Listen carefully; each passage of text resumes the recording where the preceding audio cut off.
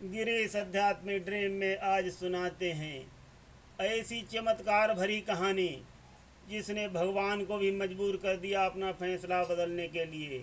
और हुआ कैसे चमत्कार, सुनिए पूरी कहानी। अगर ये कहानी एक बार जो पूरी सुनेगा उसका भाग्य अवश्य खुल जाएगा और हर मंजिल उसे प्राप्त होगी। साथियों, जो कहानी हम सुनाने जा रहे हैं ऐसी घटनाएं हमारे जीवन में प्रतिदिन कोटि कोटि होती हैं और कोटि कोटि लोगों की काया पलट जाती है। किसी के भाग्य खुल जाते हैं, साथियों किसी के बंद भी हो जाते हैं। तो सुनिए इस रोचक कथा में कैसे हुआ एक दंपति के जीवन में चमत्कार। एक सिद्ध पुरुष संत जी तपस्या करके अपने घर को लौट रहे थे तो शाम हो गई, रात्रि होने लगी। तो उन्होंने सोचा कि कहीं किसी गांव में रुक कर के आज रात बिता ली जाए और वहीं विश्राम किया जाए। तो वो कहाँ पहुंच जाते हैं, एक निसंतान दंपति के घर में। वो दोनों पति पत्नी अपने घर पर आए हुए मेहमान का बहुत स्वागत सत्कार और सेवा करते थे। उन्होंने संत जी की भी सेवा उसी भांति किया। संत जी प्रसन्न हो गए, आनंद से भोजन किया। भोजन करने के पश्चात संत जी विश्राम करने लगे। तब वो पति पत्नी आ गए और संत जी के पैर दबाने लगे। पति पत्नी बहुत भावुक होकर के संत जी के चरण दबा रहे हैं और संत जी जीवन का हालचाल पूछने लगे। साथ साथ संतान के बारे में पूछने लगे कि तुम्हारी संतानें कितनी हैं और क्या कर रही हैं। संतान का नाम सुनते ही दंपति बिलख बिलख कर रोने लगे। साथियों, ये देख करके संत जी चौंक उठे कि अरे क्या हो गया, अभी तो सब कुछ ठीक था, सब अच्छे से हमारे पैर दबा रहे थे। बोले कि क्या हुआ तुम दोनों लोगों को। तब उन्होंने सारा हाल चाल बताया कि हे प्रभु, हमारे कोई संतान नहीं है, ईश्वर ने हमें सब कुछ दिया है किंतु संतान नहीं दी है प्रभु। संत जी उनकी करुण आवाज को सुन करके बहुत दुखी हुए, बहुत दुखी हुए और विधिवत सारा हाल पूछने लगे कि कैसे क्या होता है, क्यों नहीं जन्म हुआ तुम्हारे घर में किसी बच्चे का। तो पत्नी रो रो के बताती है कि हमारे बच्चे गर्भ में ही नष्ट हो जाते हैं प्रभु, पता नहीं कौन सी बला हमारे बच्चों को हमसे जन्म नहीं देने देती है। तो संत जी कहने लगे कि घबराओ मत, मैं तुम्हें संतान दूंगा और तुम्हारे गर्भ को कोई बला अब नष्ट नहीं कर सकती। संत जी दंपति से बोले कि मैं तुम्हारे बच्चे की गर्भ से लेकर के जन्म तक रक्षा करूंगा। ठीक अपने घर के सामने मेरे रहने के लिए एक झोपड़ी की व्यवस्था करा दो। संत जी की बातों को सुनकर दंपति ने अपने ठीक घर के सामने संत जी को एक सुंदर झोपड़ी की व्यवस्था कर दी। संत जी उसी झोपड़ी में बैठ गए और भगवान के ध्यान में लीन होकर के दंपति को पुत्र देने के लिए ईश्वर से अर्जी लगाई। ईश्वर ने संत जी की अर्जी को किंतु परंतु लगाते हुए स्वीकार कर लिया। किंतु परंतु का मतलब तो बहुत बड़ा है साथियों, हम यहाँ संक्षेप में बता देते हैं। भगवान ने अर्जी में कहा इनके घर में 7 जन्मों तक किसी भी संतान का विधान नहीं है, लेकिन मैं तुम्हारी अर्जी पर इनको संतान दूंगा, किंतु सुरक्षा और भविष्य का दायित्व आपके ऊपर है। ये भगवान की मर्जी जान करके संत जी भगवान की ओर ध्यान में मग्न हो गए कि स्वीकार है प्रभु मुझे आपकी शर्त। तो भगवान की कृपा हुई, पत्नी गर्भवती हो गई। गुरुजी ने सुरक्षा चक्र उनके घर के चारों तरफ अपनी साधना के बल पर लगा दिया कि कोई भी बला उनके घर में प्रवेश नहीं कर सकती। जो भी बलाएं आती थी संत जी अपना चिमटा दिखा करके उनको भगा देते थे कि भाग जाओ, अब मेरी यहाँ ड्यूटी है, अब यहाँ परिंदा भी पर नहीं मार सकता है बलाओं का। संत जी की आवाज को सुन करके सभी बलाएं भाग जाती थी। संत पहुंचे हुए सिद्धि मुनि थे, अपने योग बल से किसी भी बला को उनके घर में नहीं प्रवेश करने देते थे। तो धीरे धीरे 9 मास गुजर गए और सुंदर बालक का जन्म हुआ। जब बालक का जन्म हो गया, जब किसी भी बालक का जन्म होता है तो हमारे शास्त्रों के अनुसार विधि का विधान ये है कि उसी दिन बच्चे की किस्मत लिखी जाती है। तो माता शारदा बच्चे की किस्मत लिखने आती हैं। तो जब माता शारदा उस बच्चे की किस्मत लिखने के लिए आई तो किंतु परंतु की वजह से विशेष प्रसन्न नहीं थी और संत जी की तरफ माता शारदा ने तिरछी नजर डाली। तो संत जी कहने लगे कि मैंने किसी को अंदर जाने नहीं दिया है, तुमको मैं नहीं रोक सकता, किंतु ध्यान रहे कि भविष्य ऐसा लिखना जिससे बच्चे को कोई जीवन में कष्ट न हो। संत जी की व्यंग्यवाणी को सुन करके माता शारदा कुपित हो गईं और उन्होंने बच्चे के किस्मत में अंदर जाकर लिख दिया कि एक 50 रुपए का घोड़ा और प्रतिदिन 1 रुपए मजदूरी में ही इस बच्चे का जीवन कटेगा।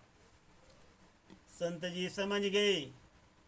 माता शारदा बाहर निकली और कहने लगी कि मैंने जो लिखना था वो लिख दिया है, अब तुमको जो करना है वो करना। तो संत जी बोले कि आप भी सोच लेना कि मैं आपका लिखा हुआ विधि का विधान कैसे बदलवाऊंगा। इधर जब संत जी के आशीर्वाद से बच्चे का सुरक्षित जन्म हो गया तो संत जी सोचने लगे कि हमारी तपस्या का जो फल था वो तो मैंने आशीर्वाद में दे दिया, अब मेरे पास कुछ साधना नहीं बची है। तो संत जी फिर से तपस्या के लिए चले गए, अपने घर नहीं गए। तो यहाँ संत जी तपस्या करते हैं और यहाँ क्या होता है, बच्चे की किस्मत जो ऐसी लिखी थी तो बच्चे के माता पिता शीघ्र खत्म हो जाते हैं और घर मकान जो है वो सब चला जाता है, बच्चे के पास कुछ नहीं बचता है। तब तक बच्चा भी 20 साल का जवान हो जाता है, उसकी शादी हो जाती है, उसके पास एक घोड़ा रहता है, 1 रुपए प्रतिदिन इसके लिए मजदूरी का भगवान के यहाँ से आता है, उसी में वो अपना गुजारा करता है। तो ऐसे ही दिन गुजरते रहे। बहुत मुश्किल से रूखी सूखी रोटी खा करके बच्चे का गुजारा चलता था और गांव के बाहर एक झोपड़ी में रहता था। यहाँ संत जी की तपस्या के पुनः 20 वर्ष पूरे हो गए। संत जी पुनः सोचने लगे कि बच्चे की किस्मत बहुत जटिल लिखी थी, अब जाकर के देखूं कि उस बालक का क्या हाल है।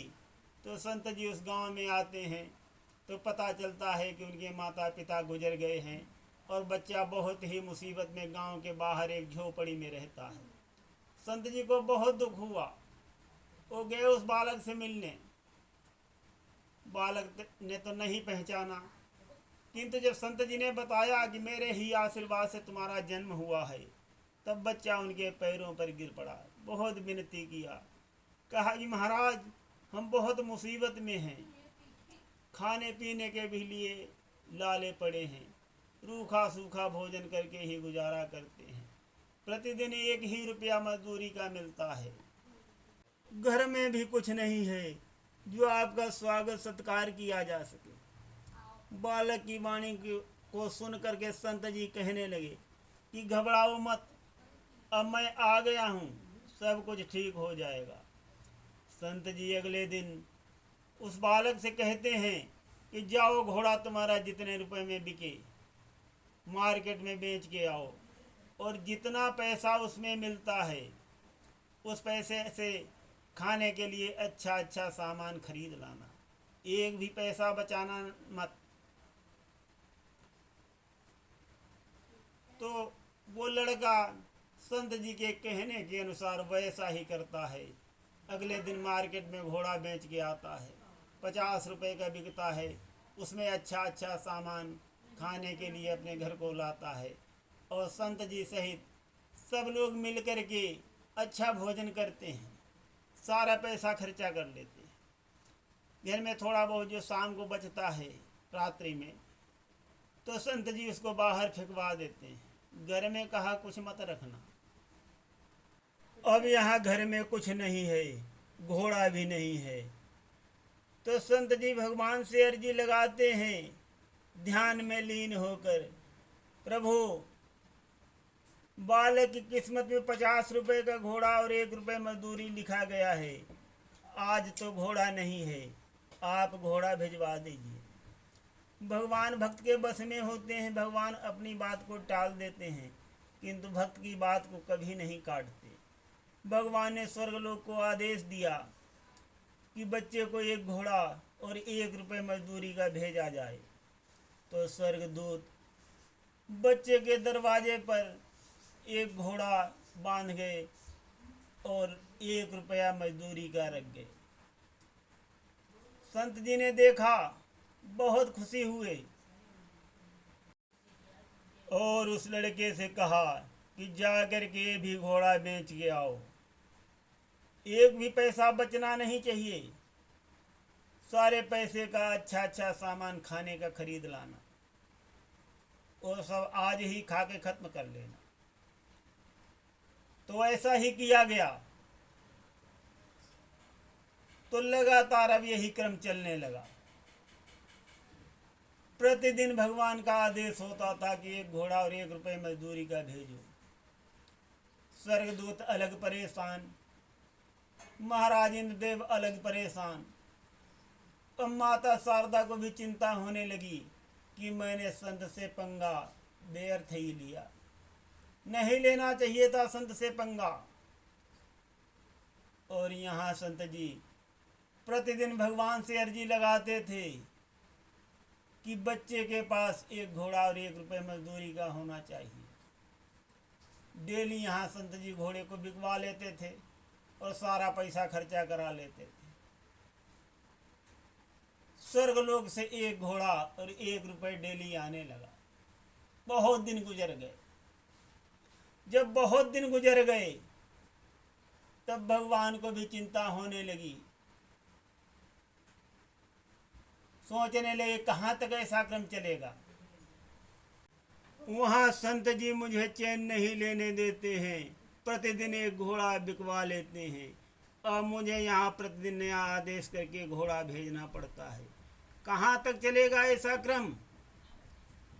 तो भगवान ने माता शारदा से कहा कि जा करके संत जी को मनाओ। माता शारदा आती हैं और संत जी से विनम्र निवेदन करती हैं कि मैं बच्चे की